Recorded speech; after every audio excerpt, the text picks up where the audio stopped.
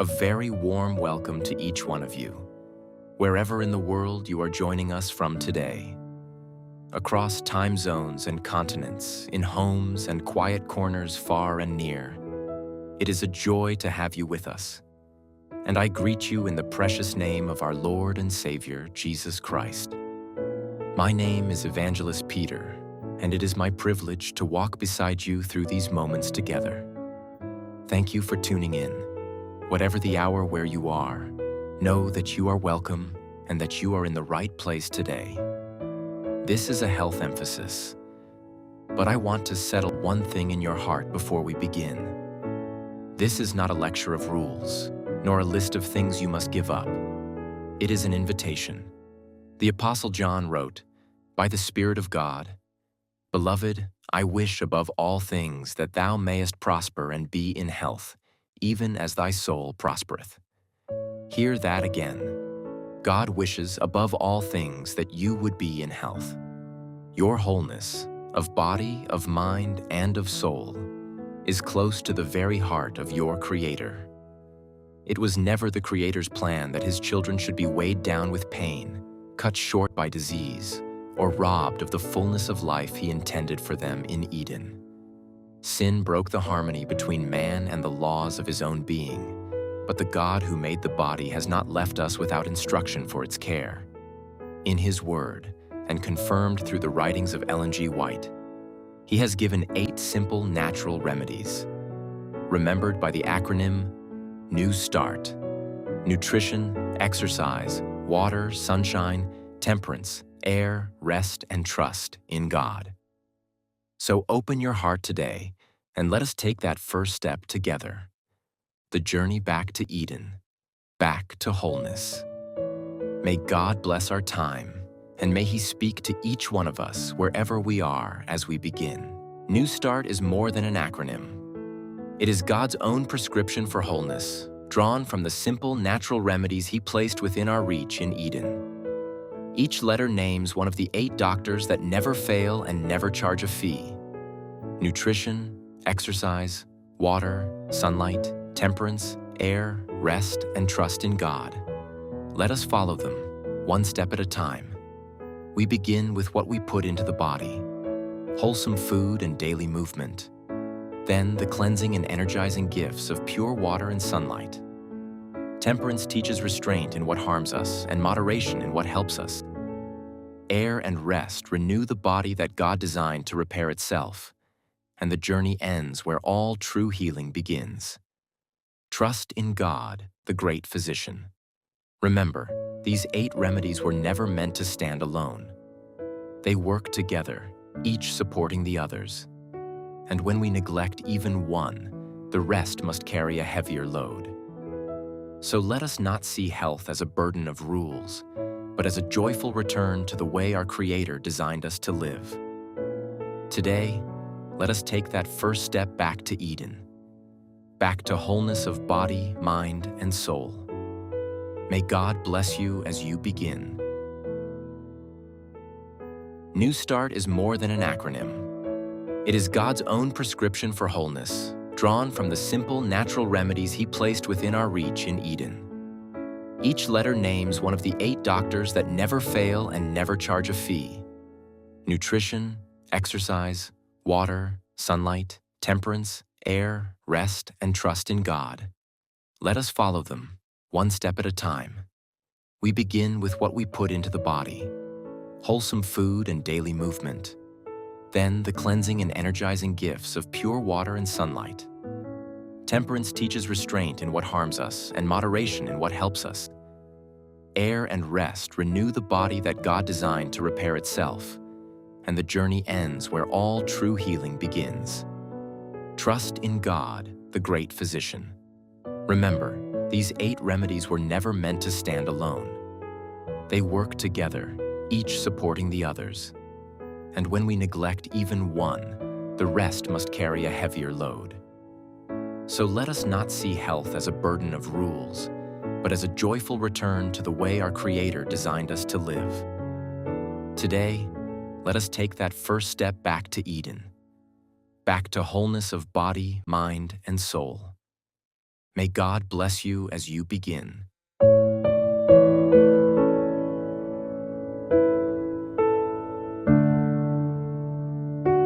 And so we take that first step together, and it leads us straight to the table, to the very first of the 8 doctors, nutrition.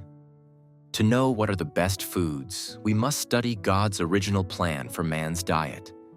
Before sin, God spread before Adam and Eve a table already prepared. Fruit, grain, nut, and vegetable in their natural sweetness, and later, He gave permission to eat the herb of the field. Health reform does not begin with a list of rules. It begins with a return to Eden's simplicity. What we eat becomes the blood that carries either strength or sluggishness to every organ and shapes every thought we think. To eat with gratitude, in simplicity, is itself an act of worship. God is calling us home to the original diet He gave us. Food grown in the soil, from the very ground we ourselves were formed from. Begin here, at the table, and you have already begun the journey back to Eden. From this first step, the road to wholeness opens before us.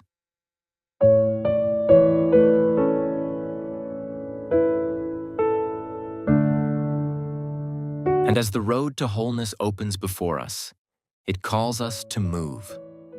From the table we step into the garden, to the second of the 8 doctors. Exercise. Adam's work in the garden came before his fall, not after it. Labor and movement were part of Eden's perfection, not its curse.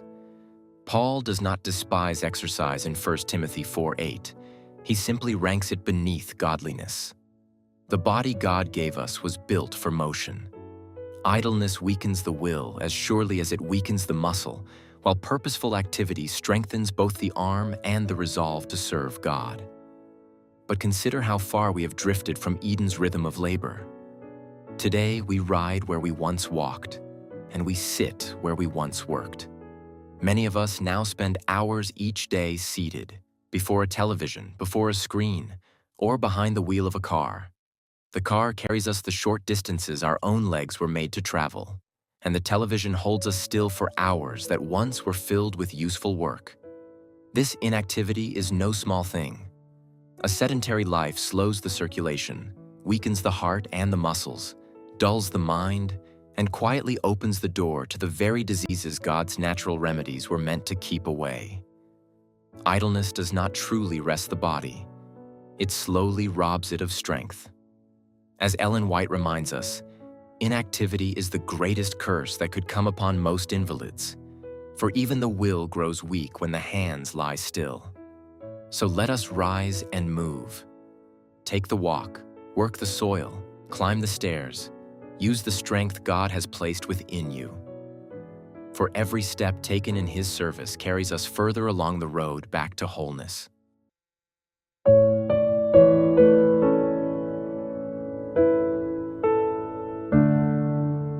And that same road now leads us to the stream, to the third of the 8 doctors, water. From the very beginning, water was woven into God's design for life.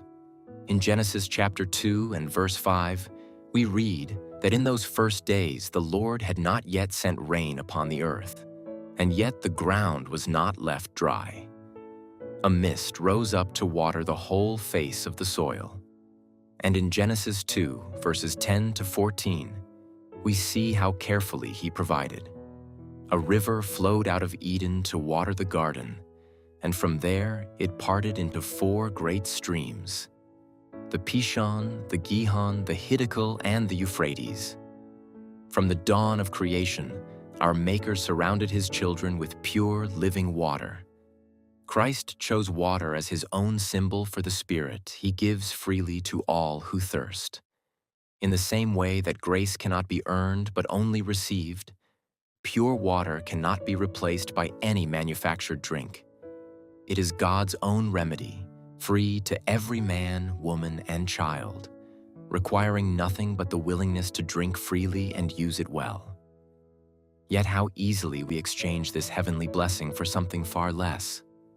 Where God offers pure water, the world offers the soft drink. And we would do well to know what fills the bottle. Its major content is sugar, poured in by the spoonful, together with artificial colors, flavors, and preservatives the body was never made to receive. These drinks do not quench a deep thirst. They only leave the body craving more, burdening it with sugar it must labor to remove and additives it cannot truly use. Pure water cleanses, carries nourishment to every cell, and helps nature resist disease. The sweetened, manufactured drink does the opposite, taxing the very system it pretends to refresh. Let us choose the beverage God Himself provided over the one man has invented. So drink freely of heaven's choicest blessing. Reach for the cup of clear, pure water, and let it carry us further still along the road back to wholeness.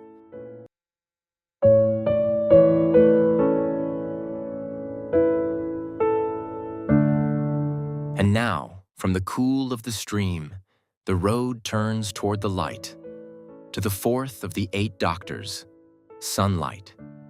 It was the very first gift our Creator spoke into being. In Genesis chapter 1, verses 3 and 4, we read, "And God said, 'Let there be light,' and there was light. And God saw the light, that it was good." Before the dry land, before the garden, before man himself, God gave light, and He called it good. The preacher echoes that same delight in Ecclesiastes 11 and verse 7. "Truly the light is sweet, and a pleasant thing it is for the eyes to behold the sun." The sunshine is not merely pleasant, it is one of heaven's appointed healers. We are counseled that every room in our dwellings should be daily thrown open to the healthful rays of the sun and the purifying air invited in, for this will be a preventive of disease. And we are warned of the opposite. The emanations from damp, moldy rooms and clothing are poisonous to the system. Where the sun is shut out, sickness creeps in. Where its rays are welcomed, disease is driven back. Light cleanses, warms, and renews what darkness and damp would slowly corrupt. So do not hide from the sun God gave you. It is far better to labor and exercise in the open gym of His creation, under the open sky, in the fresh air and the golden light, than to shut ourselves behind closed doors in dim and stagnant rooms. Walk in the morning light. Work in the garden. Throw wide the windows and let heaven's brightness pour in. Step into the light, then, and let it carry us further still along the road back to wholeness.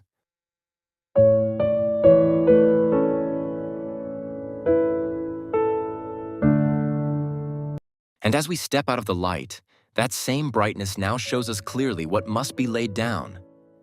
For the 5th of the 8 doctors is temperance. Temperance is not a narrow rule. It is the guarding of a temple. Paul's question in 1 Corinthians 6 is not rhetorical. The body is truly God's dwelling place, purchased at the price of Calvary. Every stimulant that enslaves the appetite, every habit that dulls the conscience, steals a little of the clear mind God needs in order to speak to us. True temperance sets no limit but this: complete self-government under Christ. Temperance, then, has 2 hands. With the one, it lets go entirely of everything harmful, and with the other, it holds even good things in careful measure. First, we must discard whatever is a stimulant, whatever enslaves and addicts.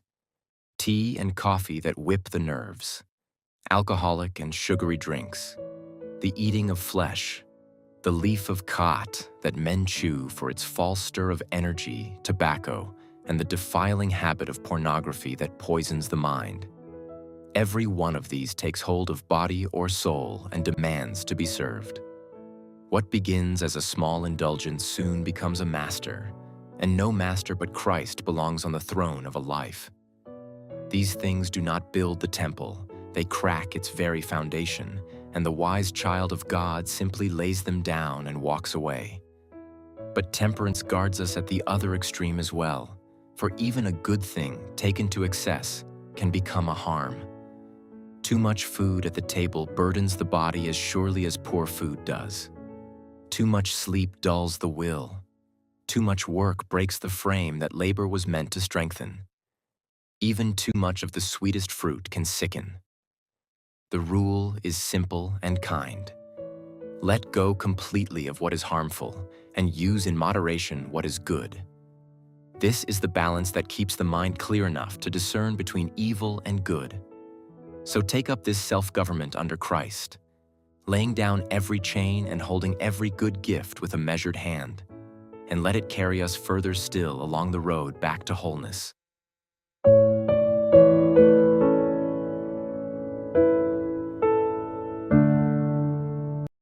And having laid down every harmful thing, we can breathe again, freely and deeply.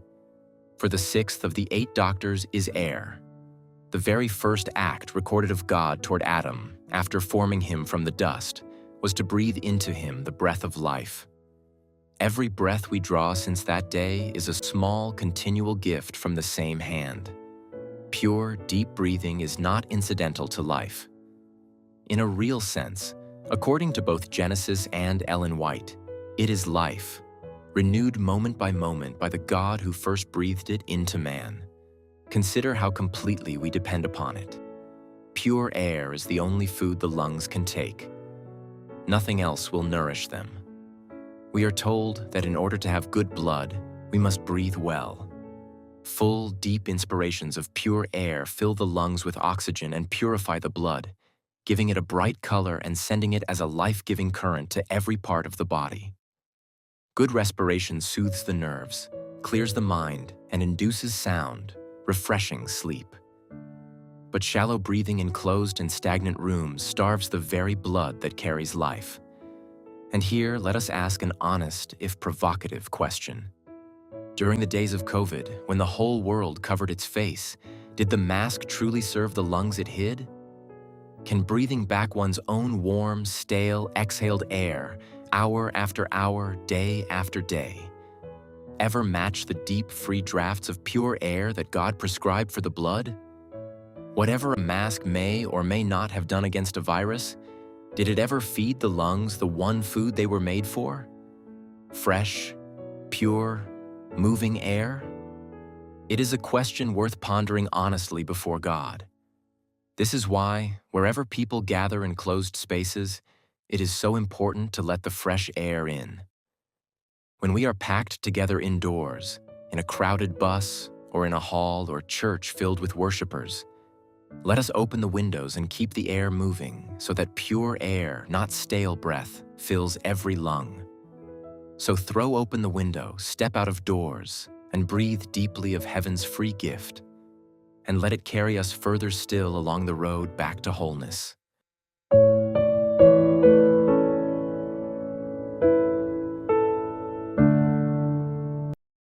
And when the deep breath is drawn and the day's labor is done, the body asks for the 7th of the 8 doctors, rest. Rest was written into the very fabric of creation week before sin ever entered the world. The Sabbath itself is God's standing memorial that his creatures need rest, not only of body, but of soul. Christ's own invitation in Matthew 11:28 extends the same principle to the weary heart.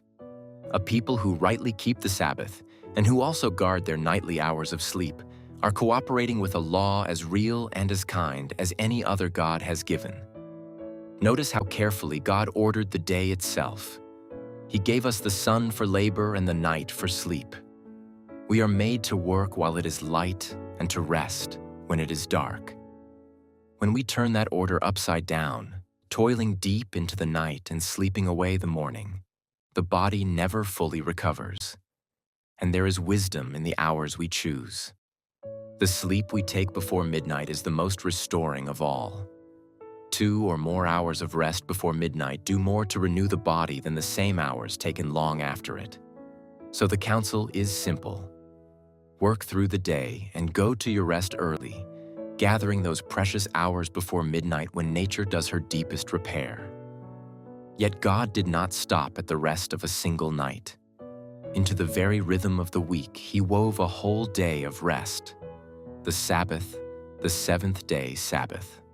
When creation was finished, he rested on the seventh day, blessed it, and made it holy. And he calls us to lay down our labor and rest in him upon that same day. 1 day in 7, set apart from the toil of the other 6, is his gift for the renewal of body, mind, and soul. A weekly return to Eden's peace. So honor the night with early, faithful sleep, and honor the seventh day as God's appointed rest. And let it carry us further still along the road back to wholeness.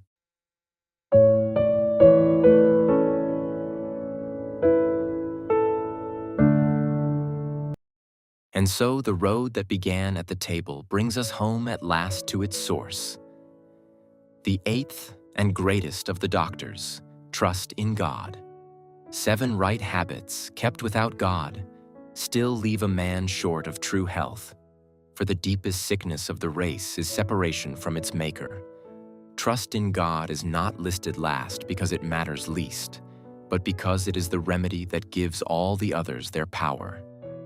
A merry heart, Solomon says, is medicine to the very bones. The man or woman who lays hold of Christ has begun the surest health reform of all. Here we must be very clear, for it is easy to mistake the gift for the giver. It is not nature that heals us. Nature is not God. The sunshine, the water, the pure air, the fruit of the field, these are not powers to be worshipped, but tools in the hand of the one who made them. It is the God of nature, and not nature itself, who restores the body. He is the true physician. The remedies are only the means he has chosen to work through. When the wound closes, when the fever breaks, when strength returns, it is his hand at work, using the simple things he created to carry his healing to us. And what mercy it is that he heals in this way. For these remedies are within the reach of every one of us, wherever we are. The poorest and the richest alike may drink pure water, breathe fresh air, walk in the sunlight, eat the food of the ground, rest in the night, and trust the God who gives them all. No hospital, no wealth, no distant clinic is required. Only a humble heart that receives the Creator's gifts and leans upon the Creator himself. So take the whole of it, the food, the movement, the water, the light, the temperance, the air, the rest. And above and beneath them all, place your trust in the God of nature who heals through nature. This is the end of the road back to wholeness, and truly its beginning. May the God who first breathed life into us restore us wholly, body, mind, and soul. May God bless you as you trust in Him. God's interest in our physical health has never been an end in itself. The same Lord who gave Israel statutes for clean living in the wilderness, and who later walked the roads of Galilee healing every manner of sickness, always pointed beyond the body to the soul. "Thy sins be forgiven thee," he said to the palsied man before he ever spoke the word that lifted him from his bed. Mark 2:5. The 8 laws of health are not a system for earning God's favor. They are simply cooperation with the laws He built into our being, so that mind and body may stand ready to receive the greater healing He offers, the forgiveness and new life found only in Jesus Christ. Wherever this message finds you today, in the freedom of your own home or within prison walls, the same 8 remedies stand open to you, and the same physician stands ready to make you whole in body and in soul, for time and for eternity. And so we come to the close of the matter. The journey back to wholeness is, from first step to last, a journey of faith. For every remedy we have named is only as good as the trust we place in the God who gives it. We do not walk this road by our own strength, but leaning on the hand of the one who made us and longs to heal us. To you who have already begun, who are living these 8 laws day by day, take courage and do not grow weary. What you are doing is right, and it is good, and God Himself is honoring your faithfulness. Keep walking. The blessing is real, and it grows with every step. And to you who have not yet begun, but who feel the gentle stirring to try, this is your invitation. You need not wait for a better day or a stronger will. Begin today, right where you are, with a single step of faith. This is your new start. Reach for the water, walk in the light, breathe the pure air, rest in Him, and trust the God of nature to do what only He can do.